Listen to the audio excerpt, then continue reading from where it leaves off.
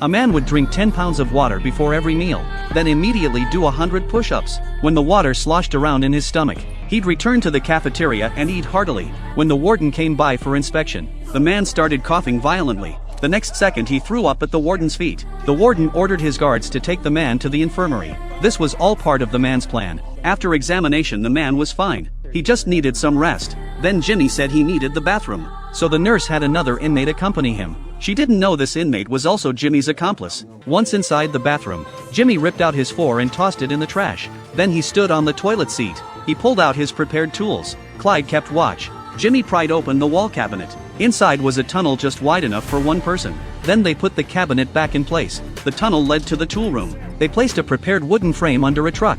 They hid inside it. This way they could avoid the guard's inspection. When the truck stopped at a gas station, they removed the frame and got out. Then they got into a blue sports car waiting for them. Their escape plan was complete, but this was only the first step of their plan, to buy Jimmy enough time. Their buddies in prison started a massive fight. The guards hit the alarm. As the sirens wailed, the warden ordered everyone into lockdown. The nurse was isolated too. Their buddies smeared soybean paste on the security cameras, then covered the glass with meal trays and tin foil, so no one could see what was happening inside. The warden didn't call for backup. He didn't want any bad press during his tenure. Everything was going according to Jimmy's plan. Jimmy's real goal for this escape was the championship race. Staff would put cash in canisters, send it through pipes to the underground vault.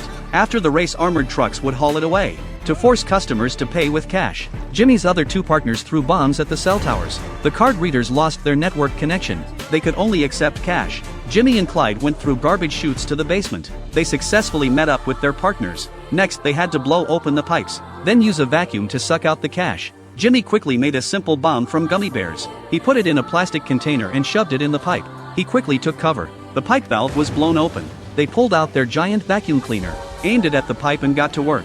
Soon bills were being sucked out. They stuffed them into black garbage bags, but they overlooked one detail. They couldn't handle the smoke from the explosion. The smoke was already drifting up to the vendors. A vendor called security. Reporting this strange phenomenon, the control center sent someone to check. Security came to the basement. They ran into the two men hauling the money, but security just let them go. Security found smoke coming from a room. When they opened the door, they saw a worker smoking inside. This worker had been bought off by Jimmy. Security told control center the crisis was resolved. Just like that, Jimmy and his crew got away with the cash. Next, Jimmy and Clyde returned to prison together. This brilliant heist would have the perfect ending, because their sentences were almost up. Once released, they'd have all that wealth. They got in the blue sports car and started their journey back to prison.